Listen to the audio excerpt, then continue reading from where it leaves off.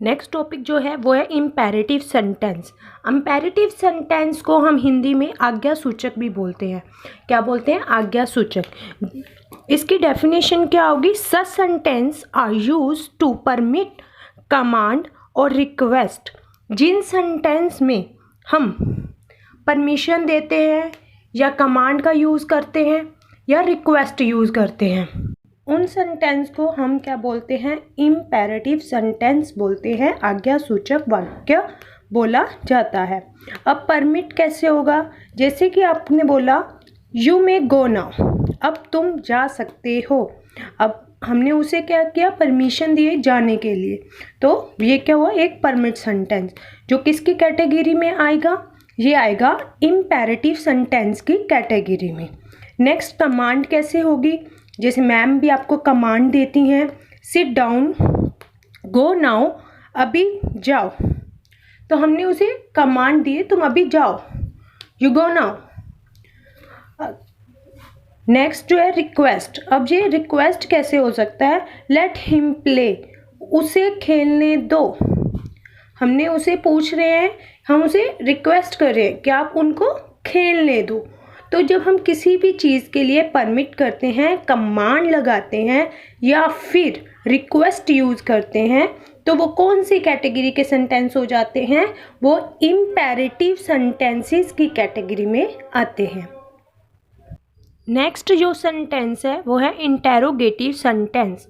Interrogative sentence को हम बोलते हैं प्रश्नवाचक वाक्य, जिसमें हम किसी से क्वेश्चन पूछते हैं।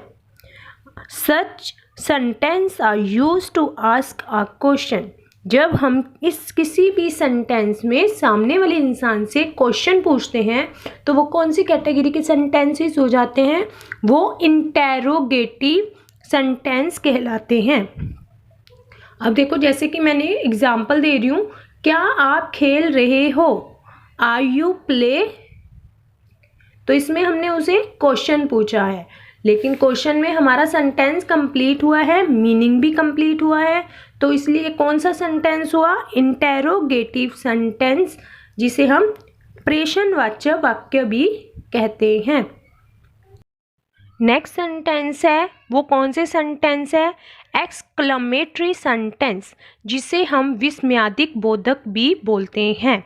विस्मयादिक बोधक वाक्य कौन से होते हैं? जिसमें हम सडनली अपने इमोशंस क्या करते हैं? प्रेजेंट करते हैं। इसकी डेफिनेशन क्या हो सकती है? Such sentence are use to express sudden motion. जब हम अपने इमोशंस को सडनली एक्सप्रेस करते हैं, दिखाते हैं, उसे हम क्या बोलते हैं? एक्सक्लेमेटरी सेंटेंस बोलते हैं। जैसे कि आपको कोई फ्रेंड का कॉल आता है या कोई इंसिडेंट हो जाता है, कोई एक्सीडेंट हो जाता है, तो उस कॉल को सुनते ही आप सडनली क्या इमोशन देते हो? How sad. सडनली हमारे जो इमोशंस होते हैं, सडनली हमारे जो इमोशंस एक्सप्रेस होते हैं, उन्हें हम कौन सी कैटेगरी में रखते हैं? एक्सक्लेमेटरी सेंटेंस की कैटेगरी में रखते हैं।